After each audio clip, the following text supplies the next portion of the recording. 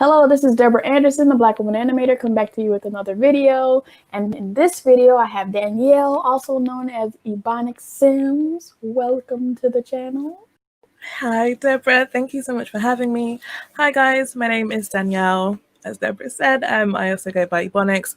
I'm a custom content creator, but overall a content creator, a Twitch partner, EA game changer, and 3D artist as well.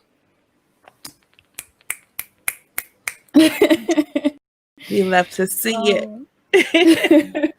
So first question, how did you get into playing Sims, and what do you like about it that you've been playing it for so long?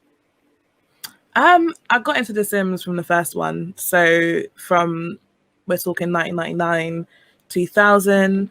I got my very first little PC, little Windows 95, the dial-up connection. And I think I saw it. I saw my first like Sims, like the packaging, when I was out with my mum. And we have a store similar to Hudson News that you guys have. It's called WH Smith. And they used to sell games and stuff there. So I saw it and I was like, okay, this is cute. Didn't have a PC then. So it was then when I was like, okay, no, Mum, I need a PC. We need to get a PC. And then I played it and I've been stuck for the last 20 years. It's, for me, I feel like you need to have the plum bob gene in order to enjoy The Sims. And so a plum bob is the little green thing that is above the Sim's head. And I feel like any Simmer will tell you there's just something about The Sims that you just love. There's no real way to describe it. It's just a love of being able to make your own stories and being as creative as you want with a world, essentially, with whatever kind of person you want to be. So for anybody who's not familiar with The Sims, what are the different things that people do with The Sims when playing? So The Sims is kind of famous for being a life simulation game. You, I guess, essentially start out with a young adult, and you can decide whatever way this young adult's life is going to go. So you can have them be rich and famous, you can have them struggle a bit, you can have them start off with a whole family and then do like a legacy type thing where you take over the child and then you live their life. So you can have like, there's people that do like 10 generations of legacies, and you can literally see with the story progression how the other side of the family lives.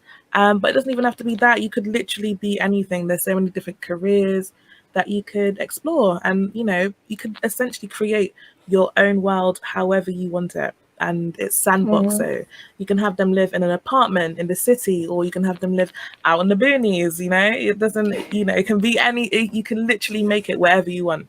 And I think that's one of the things that I love about it. There's no real limitations when it comes to kind of building up the life that you want your Sim to live. And I love how we as Black people gotta add our spice to it. So what you're doing with your custom content, but also like the little videos that people be doing, like whether it's like a fight video or like people cussing each other out. They just be doing like random video. The twag ones are amazing. I mean, I am one of the stories that I play on Twitch. So I do a Let's Play, and a Let's Play is essentially what Simmers called. I guess it's like you're building up a story. So let's play out this storyline. Let's see where this storyline goes. So there's a storyline that I play called He Gotta Have It, which is a take on She Gotta Have It. And I thought it would be great for one episode where the main guy, his name is Idris, he's slept with this woman. She's claiming that the baby is his. His mum is like, absolutely not. We're going to Maury. So I literally made a Maury set, and I had it set up on the stream. I had the little Maury thing at the bottom. I had Maury the Sim come on, do the conversation, and then I had him read out the the paternity test results. And I did a video of Idris dancing. You know how they dance across the stage? That was Idris, and it was wild. It was freaking crazy. But that's what I love about it, because you can just be so creative with what you do in the game. Yeah, I feel like we add something to different products that the people who made it never thought would be done. Like, Never. Never. Honestly, it's the modders that make the game. Like, I'm being so for real. There'll be people who are on like Twitter or Instagram, like, that's The Sims? For real? And then they'll be like, all right, cool. So they will go and buy The Sims or download The Sims so that they can play the game with the mods that they've seen. Not at the base. Yeah. No, they ain't worried about what comes with the game. They're worried about what they can put into the game to add that spice to it. So it's definitely the modders and, you know, the people that make all the cool animations and clothes and hairs and all that kind of stuff that actually make the game what it is. So speaking of all these things, what has gained you some notoriety in the Sims community? Go like to detail with that. So they call me the Beyonce of The Sims when it comes to like hairs and stuff. It still doesn't sit right with me. It still doesn't make sense to me. But I mean, I've been doing this for 5 years. I've been kind of I focus a lot of my time and my content creation around making hairs for us. So I essentially it literally started off as me wanting a dashiki. I was in my bed. I was off work for about 7 months waiting for knee surgery. So I had a lot of time to play The Sims. And this is The Sims 4 we're talking about. So this is like 2015. Okay. And I wanted my Sims to throw a party because I had this whole little setup and a little storyline going. And I was like, okay, cool. Like, get their outfits together. Okay, I don't want to dress them in the same thing. Let me see if there's a dashiki anywhere. No dashiki. So I said, okay, let me see. Let me do some research. So I found out how to do my own recolors and retextures, and that's when I made my first piece of custom content, and it was a dashiki, and I was like, yo, this is actually fire. So then I shared it with the community, and they were like, yo, this is bomb. Like, how did you do this? And I was like, oh, you know, it's cool. I could do a little bit more.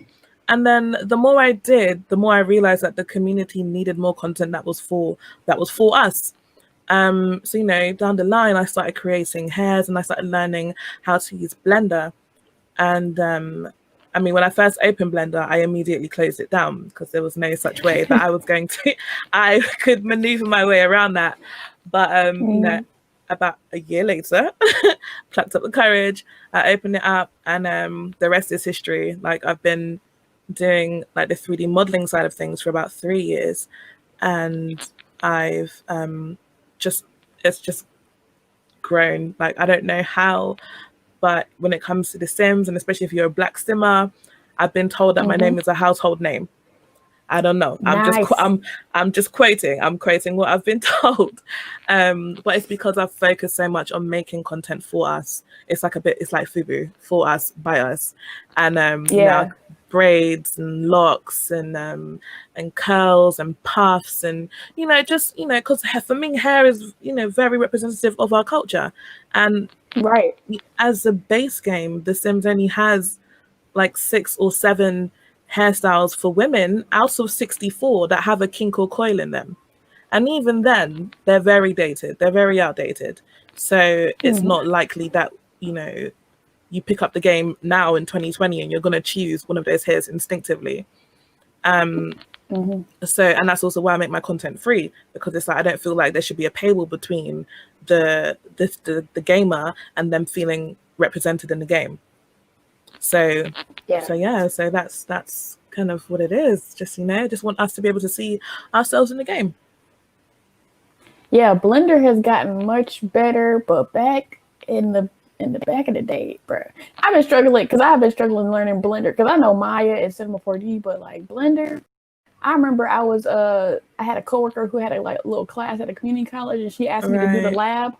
I couldn't even Google how to help this dude do stuff. They had to cancel the class because I was like, bro, I'm really good shooting, but bless the documentation just wasn't that good back then. That was maybe 2013, 2015. But I was just like, I'm some Googler, and then I cannot figure out how to help this dude.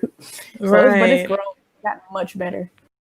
It has definitely gotten a lot better. I mean, I still use I haven't transition over to the new one. So they've got the 2.8 and even 2.9 that's out now. So I'm still on 2.7, but it's because I'm what I'm familiar with. And Maya still is something that I dabble in and out with as well. So if I need something made in Maya, I'll do it, export it as an OBJ, and then put it in Blender because I know how to manipulate Blender like really like a lot better than I do Maya.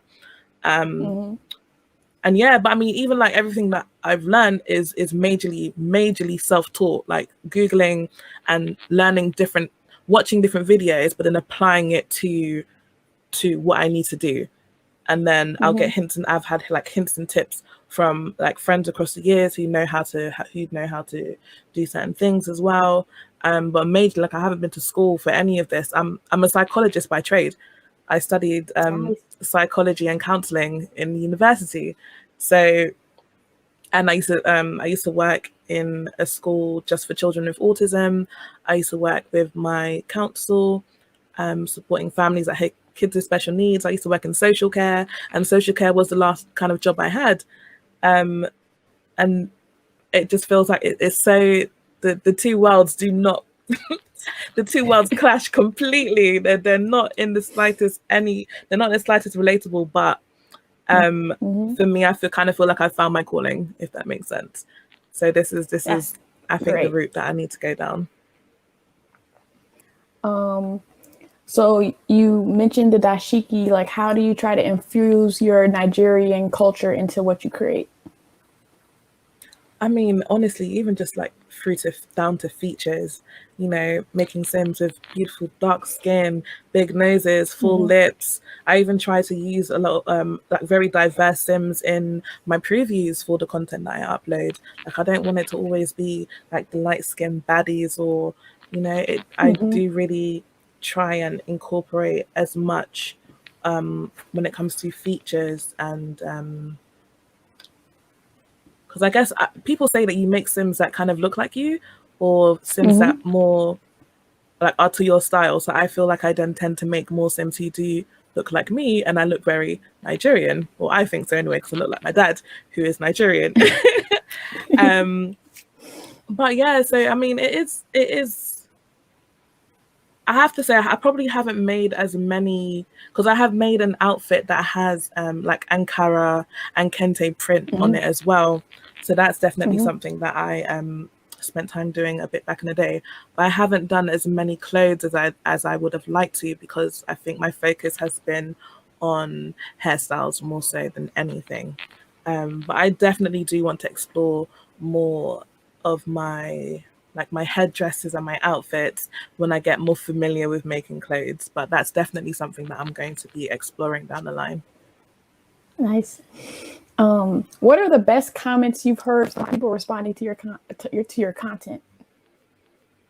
I think the ones that hit home like the most are when people are like, "Thank you for seeing us," or "Thank you for seeing me. Thank you for allowing me to be able to make a Sim that looks like myself," or "Thank you for you making this content. My daughter is able to see herself in her game," and that hits home, because being a young gamer, very, very easy to feel a lack of self-love if there isn't content there available for you to make a character that looks like you.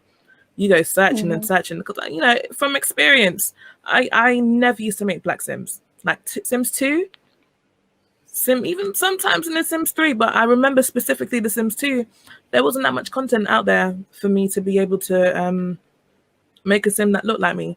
So I ended up making like more Latino Sims or white Sims, because I wasn't making a black Sim often. There wasn't content. Right. So, you know, being able to influence young Simmers and young gamers to make Sims that look like them and feel confident and feel, you know, proud that they can make a Sim with like puffs and loving their curls and loving their hair in its natural state. That for me is the major game changer. So when it hits home when it's the kids, especially. I recently had someone, you know, say that her nieces, when they found the content and like she loaded my content into their game, like they lost it. But it's like, what? Look at these braids, look at these curls, and it's like, I'm doing it for you lot. I'm doing it for you lot because I want you lot to be able to feel proud. I want you lot to look at your sim and be like, yes, my sim is black and beautiful. Simple as. Yes. So what was your level of skill when you started out creating custom content for Sims, and how have you progressed throughout the years? Novice, like absolute novice. I had some baby Photoshop skills because I used to play IMVU back in the day, and I used to edit some pictures for IMVU. But that was like years and years ago. So then when I picked back up Photoshop and then trying to because that's what you use to make the textures for for clothes for the Sims. So when I opened it back up to make that, the chic, I was lost. I didn't know what I was doing. I was like, no, what is happening? And then again with Blender, I thought it took me a year to even get back into Blender because it scared me so much. I could not figure out what I was looking at, what was expected of me. But once I did dip my toe, I couldn't stop. And so I wouldn't call myself an expert now, and I am by no means a super Blender creator or anything like that. But I would say that my skills have grown like expeditiously since I first started. And I know my way really well around Blender. I know how to make art, and for me it's like about making our hair well. So it's definitely grown a lot, and there's still so much for me to learn.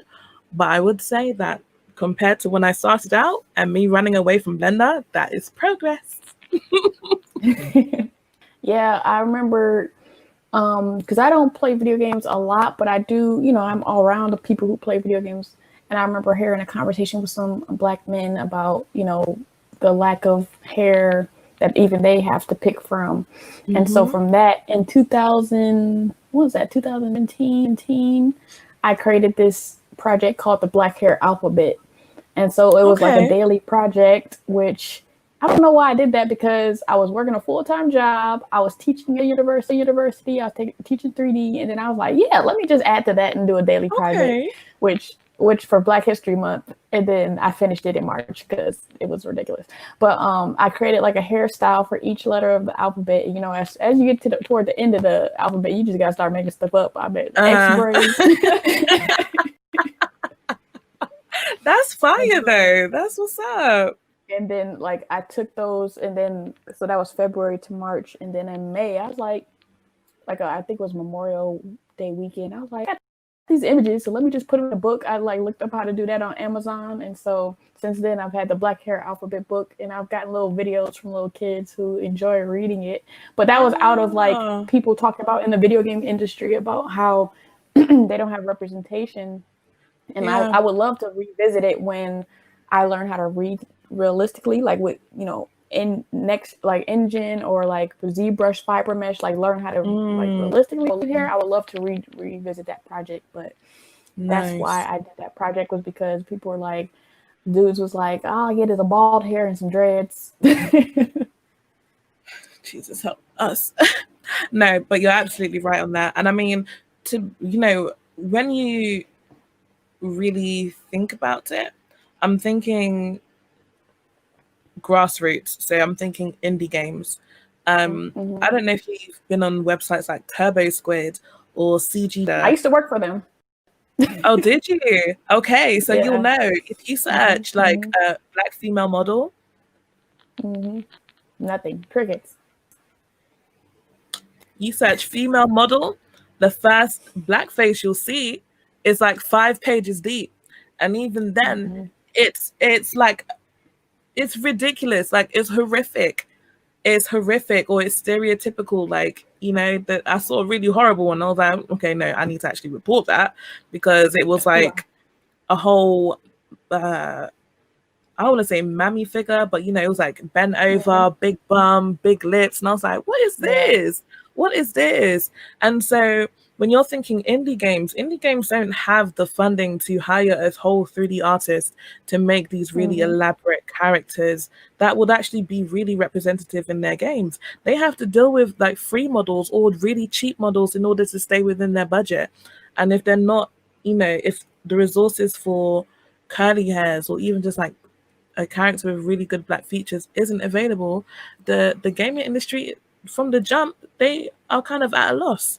So things like the alphabet that you're doing is amazing, and we definitely need more of like I think there's someone is creating an Afro hair library where they are my cousin told me. My cousin actually knows her, so yeah.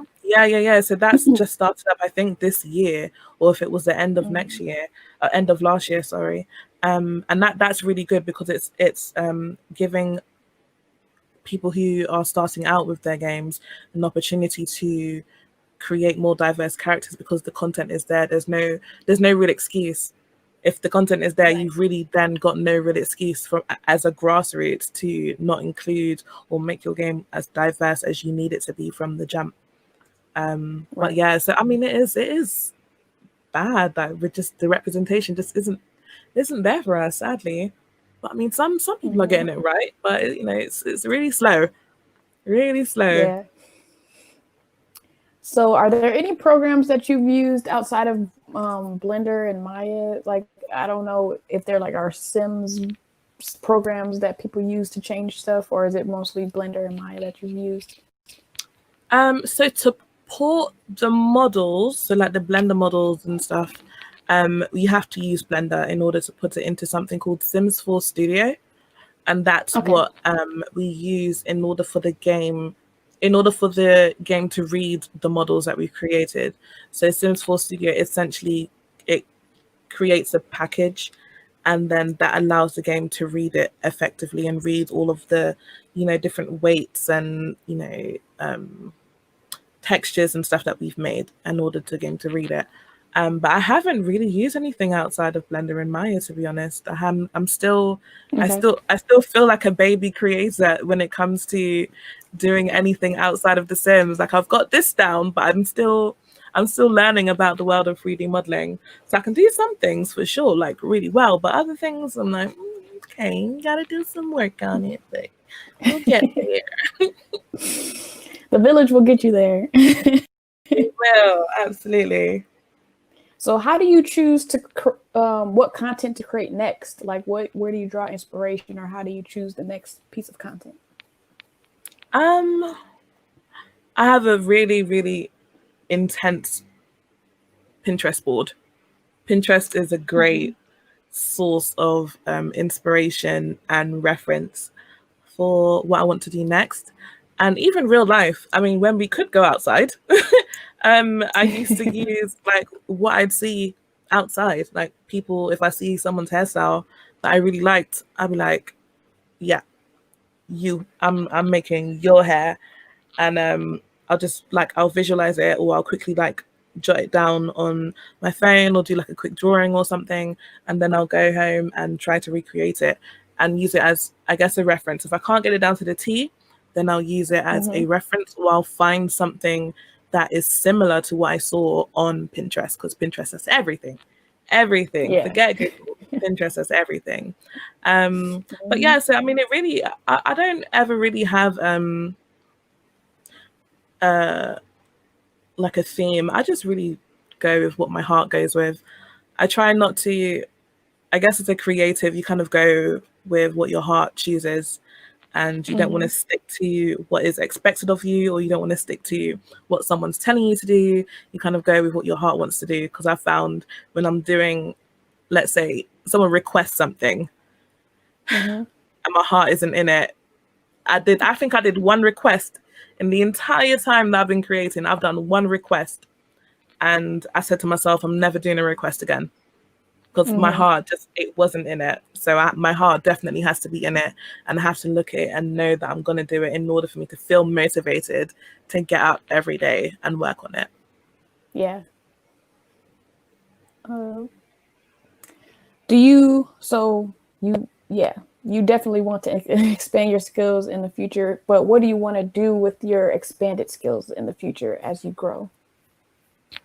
So there's definitely the Afro hair library that we talked about. I think being able to contribute towards that. Also being able to create like dummy models for big like AAA companies. I mean, I'm not an unknown presence in the gaming industry, so I feel like what I would like to do is become a I want to say diversity and inclusion, because it makes it feel so like I do want to be, I think what I want to become is like an advisor. I want to advise them on what's right, what's wrong, what needs to happen in order for them to make their games better. And so, but I think as a base in terms of like the 3D modeling skills, I do want to create more things for games and make it for things like Turbo Squid, CG Trader, but also the Afro Hair Library. I want these resources. I want these kind of grassroots, these early games who do find it difficult to find resources, to be able to get the resources and port them into their games and get as many black faces and curly hair and afros and dreads as possible in these indie games, because that's really important. Yeah. So what are the themes of your Twitch streams, and how are you using Twitch differently than most people use Twitch? Themes. Oh, I don't really have a theme, to be honest. I think I just go with the flow. I mean, I think we spoke about earlier the let's play. So he got to have it. So if anything, I spend a lot of time when I'm still working. We've finished season 2, so we're building up to season 3. So if anything, my theme is big on like storytelling and drama and what happens next and who's that, and so there's a lot of I guess a lot of storytelling. I think we like using the Sims in order to tell the story, and I get the chat to kind of direct which way certain situations are going to go as well. So that's how I get them involved in that kind of thing. Oh no, and actually we do something as well called a College of Shame. So I get the community to send in some of their Sims. So I'll treat them as their kids, and we send them to college. And they have to try and get through the 3 or 4 years of college without failing. So without getting Fs and getting on the dean's list or getting somebody pregnant or getting pregnant. So it's literally about trying to not shame their parents, but it is very, very shameful. It is college house, 8 Sims. I can't control any of them. They just do the absolute most. And I just leave them to it. I'm like, listen, I've tried. I've done what I can. If they get an F, they get an F, but don't look at me. That's your child. Yeah, I'm telling you, I'll start calling for the parents. Like, can you come to the front of the chat and collect your kid? Can you see the behavior? Because I'm tired. I'm really tired. But yes, I mean, I think if anything, we don't really have themes. We have like certain games that we'll play, and then we'll do like community days where we play like Jackbox. We're getting into Among Us, which just came out as well. And yeah, I think essentially, so Twitch has been a really interesting journey for me, because for years and years and years, I was, I guess, an entity. I was just Ebonix, and she's a girl who makes really cool custom content for The Sims. But once I hopped on Twitch, I became not just Ebonix, I became Danny. So everyone calls me Danny. And it was a way for me to connect with my community on a different level. I'm more than just this person who uploads content for you to put in your game. I'm actually this person who I actually want to talk to you, and I want to play games, and I want to play games with you. And so it's been an interesting transition from just being this entity to actually being a person. I am a person, and I'm here, and this is my face, and I'm cool, and I'm goofy, and I hope you like me. If you don't, that's on you, but you're missing out. But and I only really started like properly streaming consistently in November of last year. So yeah, so it's been an interesting and transition. I dabbled a little bit like over the years. I'll probably say since about 2016. I did like 1 or 2, 3 streams here or there. Dabbled on YouTube once or twice. But yeah, so Twitch was a really interesting transition. But I won't ever take it back. Like it's been such a major life changer and game changer for me. Yeah, that's what I realized through like interviewing people on my channel. Because like I take a certain approach to trying to, come up with questions, and something that I probably subconsciously realized, but didn't overtly realize, is that, I'm showing the humanity of people, because in the animation industry, people always want your knowledge and like, how do I get into the industry? How do I do this? Da, da, da, da. But it's like, okay, who are you as a human though? Right. And that's really important, because people do forget that there's a person behind all of this work that's happening, all of this stuff that you see. There's an actual person with actual feelings, actual interests, and it doesn't hurt you to actually get to know them and see that they're cool. They're literally just like you. Yeah. So honestly, half the time it's like, oh my God, it's Ebonix. And I'm like, I'm just Danny. I'm a potato.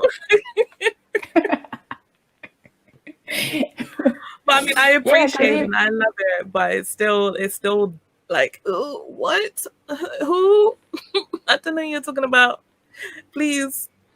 But yeah, I'll get used to it at some point. Yeah. Even when I like read, I follow YouTubers, social media people, and like, the comments people leave sometimes, it's like, you do realize that's a human being you're talking to, right? Like, I don't know. It's just weird how people use social media. I think it's because, since for years people are like, oh, social media isn't real, which is, there's an aspect of that, but I've never taken that on, because it is real. Real humans are using they're being fake or not. That's a part of their personality, is to be fake, but they're real people. So when you're talking to humans, I'm like, you got to realize what you're saying to people. Exactly. But it's also the anonymity of it. So, you can say anything. You can be a keyboard warrior. Yeah. Be the biggest keyboard warrior that you want to be. But unless you want to directly say something to me with your true self, I've learned to just, I don't even take none of it. I mean, people rarely have anything negative to say, but if there was ever anything over the years, and I think a lot of when that happened was when I wasn't on Twitch and people didn't really see me. But any kind of negativity, listen, you're not paying my bills. You're not about to get my work done. You've got no value to my life right now. So I'm paying you dust. You deserve none of my time. So you literally have to just cut it off. And it gets easier over time, honestly. But but I do wish people, because not everyone's thick-skinned. So I do wish people do like take the consideration and take time to understand that there's a person behind this, and half the time you're yelling at them for something that they have literally no control over. Right. So where did you get the idea to do a Black Lives Matter rally in the Sims environment? So there was actually a rally that I took part in 2016. So it was literally a take on that same rally. It was led by Circus Sim and Simflux back in 2016. So I literally just did a reboot of that. Took it. I said, like, guys, I'm gonna do this year. Do you want to do it together, or do you mind if I take the lead on it? So they were cool. They said, yeah, no, like, go ahead, let's do this. And yeah, so I just kind of ran with it, because it was trying times. I couldn't personally myself go out to any of the rallies or any of the protests, so it was something that I knew.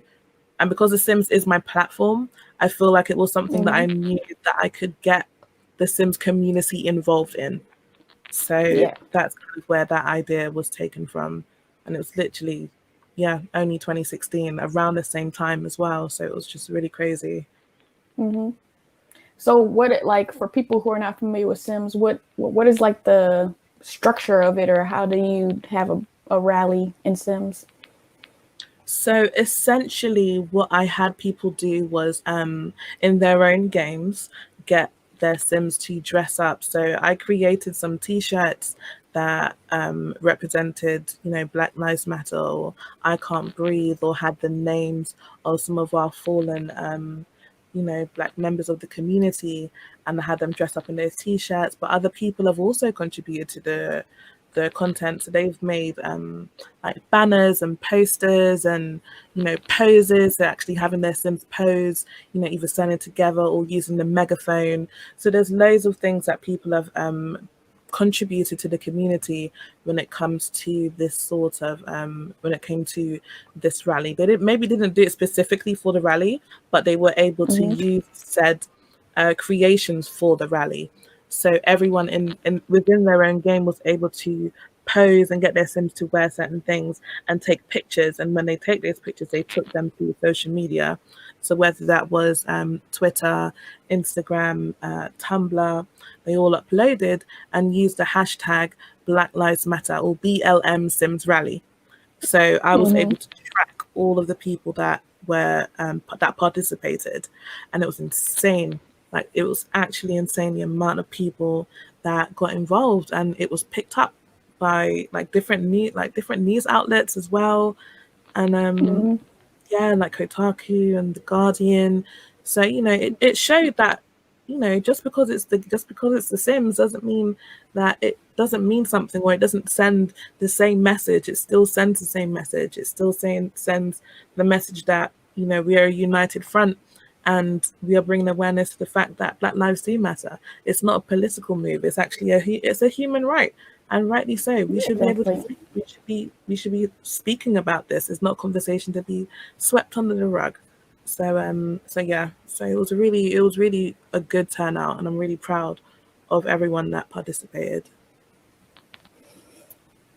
So what opportunities have you gained from your notoriety, like with different companies and stuff?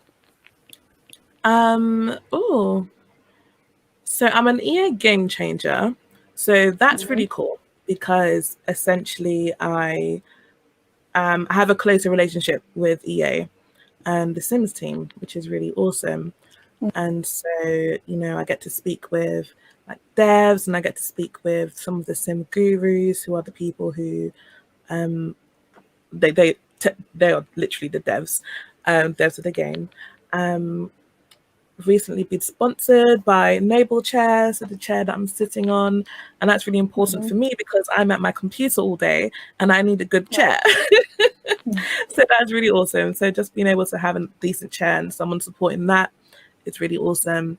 I've worked with different companies. I've worked with different news outlets. I worked with Logitech.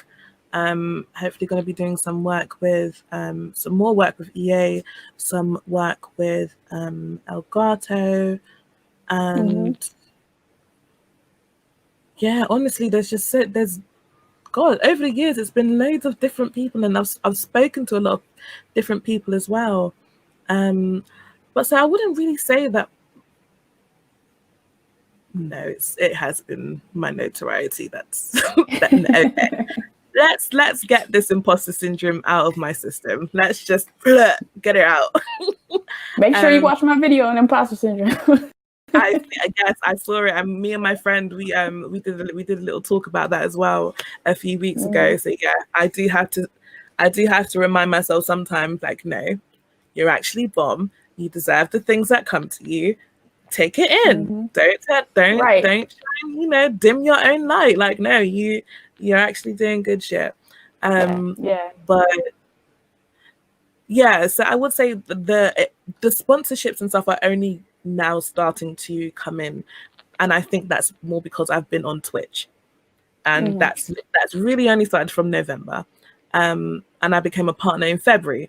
So there's still, things are still moving and working. But I think one of the biggest things that's probably happened, which aided to people knowing who I am, was my BBC Africa feature.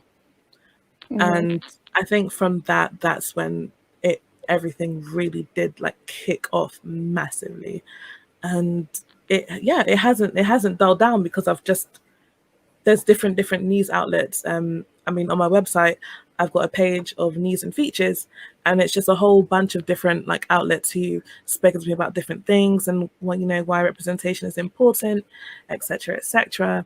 So yeah, so there's the sponsorships and people working with me is now starting to happen. But I do also put that down to me actually finally accepting that, I am who I am, and I do need to start putting myself out there for certain opportunities as well, because they're not always going to come to me. I have to go out there and get some of these things myself.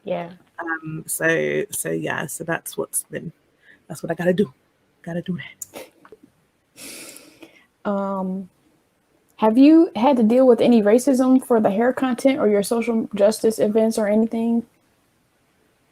Not particularly.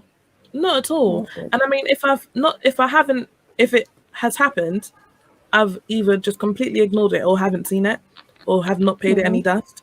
And it's the positive comments that's overshadowed any kind of negative or negativity that would be put towards the content that's been created. So no, I don't think anyone's, as far as I can see, had a bad word to say about the content. It's all been really positive and really welcomed because it's necessary and people are in need of content in order to feel seen in their games. So I feel quite fortunate about that because the internet is a hard place for a Black person, but a Black woman, the internet is a wild place. So I'm very fortunate that I haven't had to experience like levels of racism when it comes to my content. What do you hope for the future of Black game content, whether that be you particularly or just in general? Man, I think the hope for Black game content is just being able to pick up a controller and know that you're not going to have a problem making yourself, or you're not going to have a problem making someone who looks like you. I mean, personally, I feel like that's my mission. I feel like that's my mission to make that happen.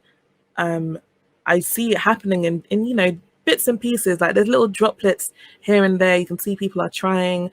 I mean, with the new Spider-Man Miles Morales, like they really paid exquisite detail to even just like down to his hairline and his heritage. You see people really getting, because he's mixed Black with Puerto Rican, so there's that combination of being a Black Latino that you don't often see. When you see Latino, you see someone who's like, I think like the white Latino, but seeing a Black Latino and him embracing his culture as well, that's the kind of thing that the world needs more of.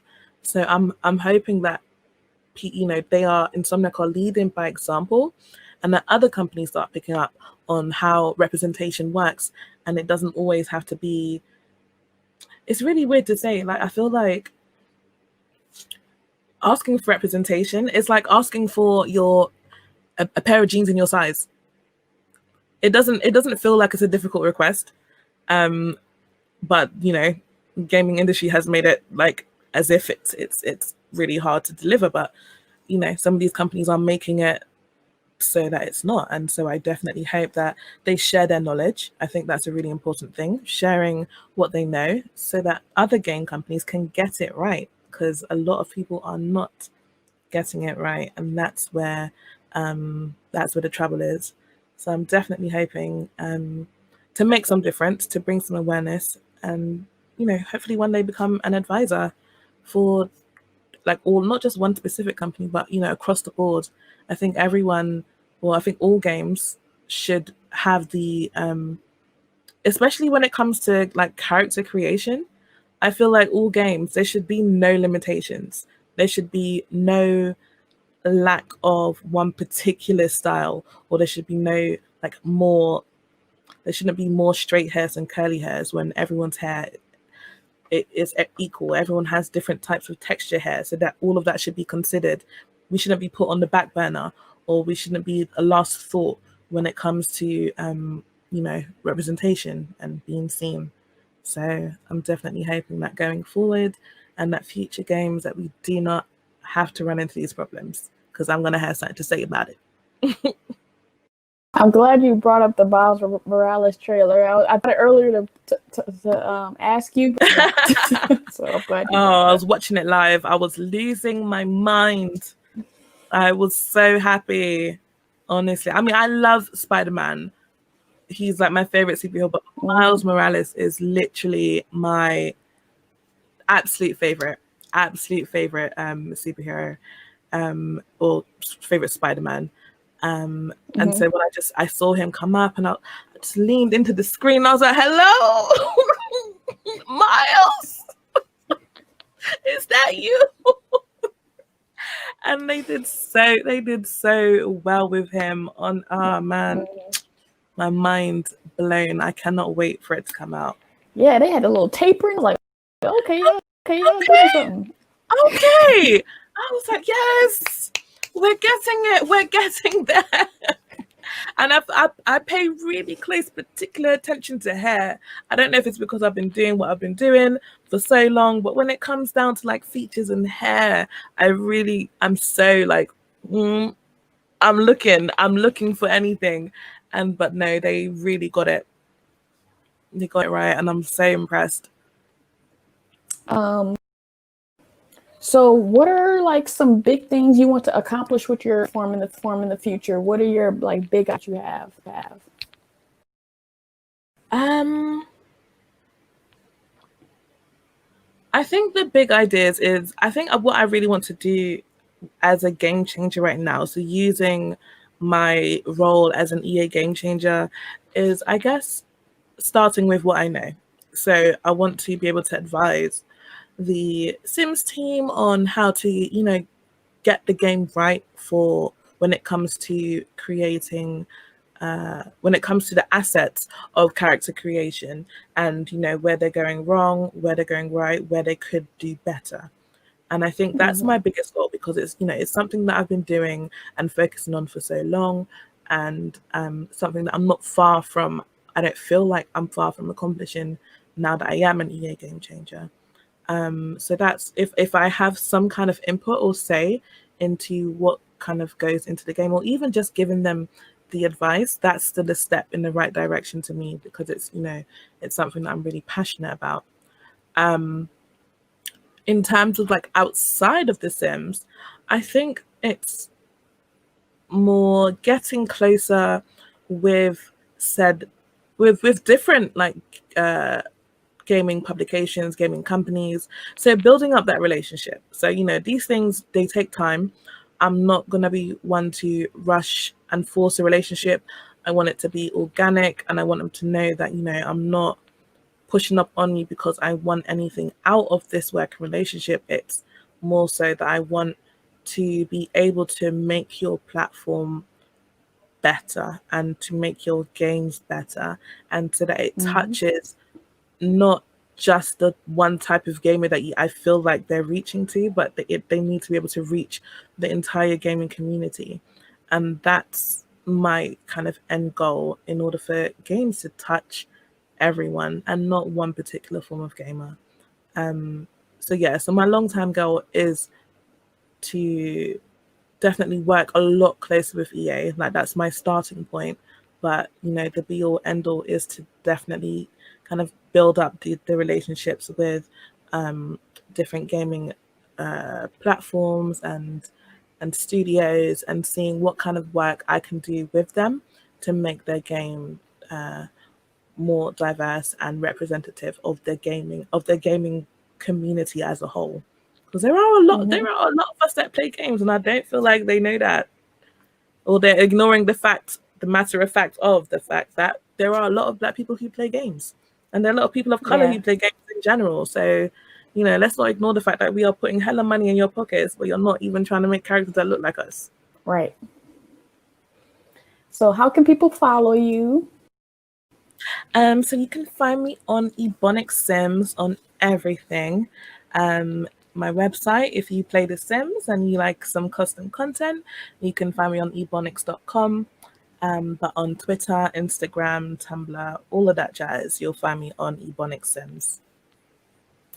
And to everyone out there, I would like you to like So I Know It's Real, comment and tell me how you feel, subscribe to Zeal Deal, and sign up for post notifications to show your zeal. And I'll see you in the next video. Peace. Bye.